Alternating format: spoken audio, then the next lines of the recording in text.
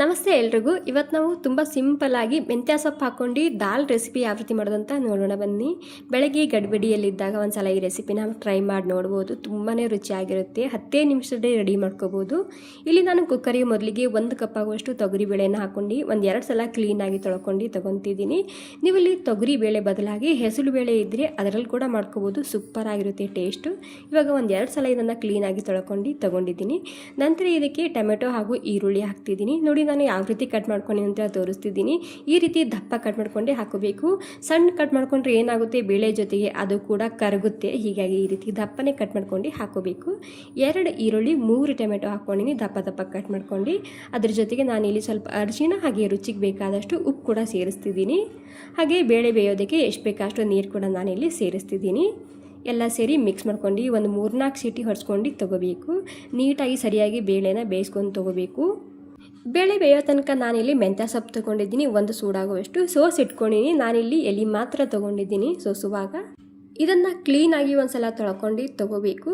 ನೀವಿಲ್ಲಿ ಮೆಂತ್ಯ ಸೊಪ್ಪಿನ ಬದಲಾಗಿ ಪಾಲಕ್ ಸೊಪ್ಪು ಇಷ್ಟ ಇದ್ದರೆ ಅದು ಕೂಡ ಬಳಸ್ಕೋಬೋದು. ಅಥವಾ ನೀವಿಲ್ಲಿ ಮೆಂತ್ಯ ಸೊಪ್ಪು ಹಾಗೂ ಪಾಲಕ್ ಸೊಪ್ಪು ಎರಡೂ ಸ್ವಲ್ಪ ಹಾಕ್ಕೊಂಡು ಈ ದಾಲ್ ರೆಸಿಪಿನ ಮಾಡ್ಕೋಬೋದು. ಟೇಸ್ಟ್ ಮಾತ್ರ ಸೂಪರ್ ಆಗಿರುತ್ತೆ. ತುಂಬಾ ಹೆಲ್ದಿ ಕೂಡ ಈ ರೆಸಿಪಿ. ಓಕೆ, ನೋಡಿ ಮೆಂತ್ಯ ಸೊಪ್ಪ ಕಟ್ ಮಾಡ್ಕೊಂಡು ಪ್ಲೇಟ್ನಲ್ಲಿ ಹಾಕಿಟ್ಕೊಂಡಿನಿ. ಇಲ್ಲಿ ನೋಡಿ ಬೇಳೆ ಕೂಡ ಎಷ್ಟು ಸರಿಯಾಗಿ ಬೆಂದಿದೆ ನೋಡಿ. ಟೊಮೆಟೊ ಈರುಳ್ಳಿ ಹಾಗೆ ನಿಮಗೆ ಕಾಣ್ತಿರ್ಬೋದು. ಈ ರೀತಿ ಬೇಳೆನ ಬೇಯಿಸ್ಕೋಬೇಕು. ಬೇಳೆ ಕೂಡ ಸಾಫ್ಟಾಗಿ ಬೇಯಿಸ್ಕೋಬೇಕು. ದಾಲ್ ಸೂಪರ್ ಆಗಿರುತ್ತೆ. ಇವಾಗ ಬೇಳೆ ಮತ್ತು ಮೆಂತ್ಯ ಸೊಪ್ಪ ರೆಡಿ ಆದಮೇಲೆ ನಾನಿಲ್ಲಿ ಕಡಾಯಿನಲ್ಲಿ ಒಂದು ಸ್ವಲ್ಪ ಎಣ್ಣೆ ಹಾಕ್ತಿದ್ದೀನಿ. ಎಣ್ಣೆ ಬಿಸಿ ಆದಮೇಲೆ ಜೀರಿಗೆ ಹಾಗೂ ಸಾಸಿವೆ ಹಾಕ್ತಿದ್ದೀನಿ. ಇವಾಗ ಸಾಸಿವೆ ಸಿಡಿಬೇಕು. ಸಾಸಿವೆ ಸಿಡಿದಾದ್ಮೇಲೆ ನಾನಿಲ್ಲಿ ಬೆಳ್ಳುಳ್ಳಿ ಹಾಕ್ತಿದ್ದೀನಿ. ಅದ್ರ ಜೊತೆಗೆ ಸ್ವಲ್ಪನೇ ಇಂಗು ಹಾಕ್ಕೊತಿದ್ದೀನಿ. ಹಾಗೆ 1-2-3 ಹಸಿಮೆಣಸಿನ್ಕಾಯಿ ಹಾಕ್ತಿದ್ದೀನಿ. ಮತ್ತು ಕರಿಬೇವಿನ ಸೊಪ್ಪು ಹಾಗೆ ಬ್ಯಾಡಗಿ ಮೆಣಸಿನ್ಕಾಯಿ ಹಾಕ್ತಿದ್ದೀನಿ. ಈ ಎಲ್ಲ ಸಾಮಗ್ರಿ ಸ್ವಲ್ಪನೇ ಬಾಡಿಸ್ಕೋಬೇಕು. ನಂತರ ಇದಕ್ಕೆ ಮನೆಯಲ್ಲೇ ಮಾಡಿರುವಂತಹ 1-2 ಟೇಬಲ್ ಸ್ಪೂನ್ ಆಗುವಷ್ಟು ಸಾಂಬಾರ್ ಪೌಡರ್ ಹಾಕ್ತಿದ್ದೀನಿ. ಅಂದರೆ ಸಾಂಬಾರ್ ಮಸಾಲ ಹಾಕ್ತಿದ್ದೀನಿ. ಮನೆಯಲ್ಲೇ ಪ್ಯೂರ್ ಆಗಿ ತಯಾರಿಸಿದಂತಹ ಸಾಂಬಾರ್ ಮಸಾಲ ಅಥವಾ ಸಾಂಬಾರ್ ಪೌಡರ್ ಇದು ಸೂಪರ್ ಆಗಿರುತ್ತೆ. ಯಾವುದೇ ಪ್ರಿಸರ್ವೇಟಿವ್ ಇರೋದಿಲ್ಲ. ನಿಮ್ಮಲ್ಲಿ ಯಾರಿಗಾದರೂ ಇಂಟ್ರೆಸ್ಟ್ ಇದ್ದರೆ ಇಲ್ಲಿ ಮೇಲೆ ಕಾಣಿಸ್ತಿದೆಯಲ್ವಾ ಆ ನಂಬರ್ಗೆ ಆರ್ಡರ್ ಮಾಡ್ಬೋದು. 1-2 ಚಮಚ ಹಾಕ್ಕೊಂಡಿದ್ದು ನಾನಿಲ್ಲಿ ಸಾಂಬಾರ್ ಪೌಡರ. ಹಾಗೆ ಒಂದು ಸ್ವಲ್ಪ ಅರಿಶಿನ ಹಾಕ್ಕೊಂಡಿದ್ದು ನಾನು. ಎಲ್ಲ ಸೇರಿಸಿ ಈ ರೀತಿ ಮಿಕ್ಸ್ ಮಾಡ್ಕೊಂಡಾದ್ಮೇಲೆ ಇದಕ್ಕೆ ಮೆಂತ್ಯ ಸೊಪ್ಪನ್ನ ಹಾಕ್ತಿದ್ದೀನಿ.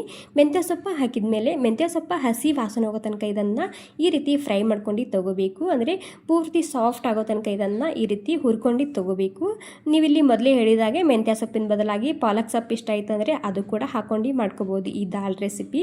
ಹಾಗೆ ನಿಮ್ಮಲ್ಲಿ ಯಾರಿಗಾದರೂ ಈ ಸಾಂಬಾರ್ ಪೌಡರ್ ಬೇಕಿದ್ರೆ ಆರ್ಡರ್ ಕೂಡ ಮಾಡ್ಬೋದು. ಮಸಾಲ ಖಾರದ ಜೊತೆಗೆ ಭಾಳಷ್ಟು ಜನ ಈ ಸಾಂಬಾರ್ ಮಸಾಲ ಕೂಡ ತುಂಬಾ ಇಷ್ಟಪಟ್ಟು ತೊಗೊತಿದ್ದೀರಾ. ಥ್ಯಾಂಕ್ ಯು ಸೋ ಮಚ್ ಎಲ್ರಿಗೂ. ತುಂಬಾ ಸರಿಯಾಗಿದೆ ಅಂತ ನನಗೆ ಭಾಳಷ್ಟು ಜನ ಕಮೆಂಟ್ ಕೂಡ ಮಾಡಿದ್ದೀರಾ.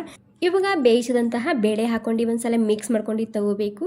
ನಂತರ ಇದಕ್ಕೆ ಗಟ್ಟಿ ಬೇಕು ತಿಳಿಬೇಕು ನೋಡ್ಕೊಂಡು ನೀವಿಲ್ಲಿ ನೀರನ್ನ ಹಾಕ್ಕೋಬೋದು.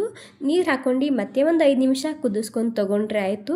ಸೂಪರ್ ಆಗಿರುವಂತಹ ಮೆಂತ್ಯ ಸೊಪ್ಪಿನ ದಾಲ್ ರೆಸಿಪಿ ರೆಡಿಯಾಗುತ್ತೆ. ಇವಾಗ ಇದಕ್ಕೆ ಒಂದು ಸ್ವಲ್ಪ ಹುಣಸೆ ಹಣ್ಣಿನ ರಸ ಹಾಕ್ತಿದ್ದೀನಿ. ಹಾಗೆ 1 ಚಮಚ ಬೆಲ್ಲ ಹಾಕ್ತಿದ್ದೀನಿ. ಇವೆರಡೂ ಕೂಡ ಇದರಲ್ಲಿ ಮಿಕ್ಸ್ ಮಾಡದೆ ಹಾಕ್ಕೊಳ್ಳಿ. ಟೇಸ್ಟು ಸೂಪರ್ ಆಗಿರುತ್ತೆ. ಓಕೆ, ಬೆಲ್ಲ ಹಾಗೂ ಹುಣಸೆ ಹಣ್ಣಿನ ರಸ ಹಾಕಿದ ಮೇಲೆ ರುಚಿ ನೋಡ್ಕೊಂಡು ಉಪ್ಪನ್ನ ಹಾಕ್ಕೊಳ್ಳಿ.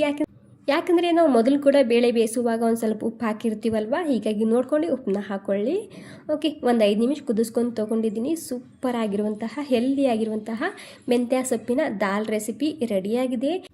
ಈ ದಾಲ್ ರೆಸಿಪಿ ನೀವು ಚಪಾತಿ, ರೊಟ್ಟಿ, plain rice, jeera rice, dosa, idli ಹೀಗೆ ಎಲ್ಲದಕ್ಕೂ ಹಾಕೊಂಡು ತಿನ್ಬೋದು. ಸೂಪರ್ ಟೇಸ್ಟ್ ಆಗಿರುತ್ತೆ. ಸ್ವಲ್ಪನಾದರೂ ಇಷ್ಟ ಆಗಿದ್ರೆ ಒಂದು ಲೈಕ್ ಮಾಡೋದು ಮಾತ್ರ ಮರಿಬಾರ್ದು. Okay, thank you so much. ಹಾಗೆ ಈ ವಿಡಿಯೋ ನೀವು ಎಲ್ಲಿಂದ ನೋಡ್ತಿದ್ದೀರಾ ಅಂತ ನನಗೆ ಕಮೆಂಟ್ ಮಾಡಿ ತಿಳಿಸಿ. Thank you.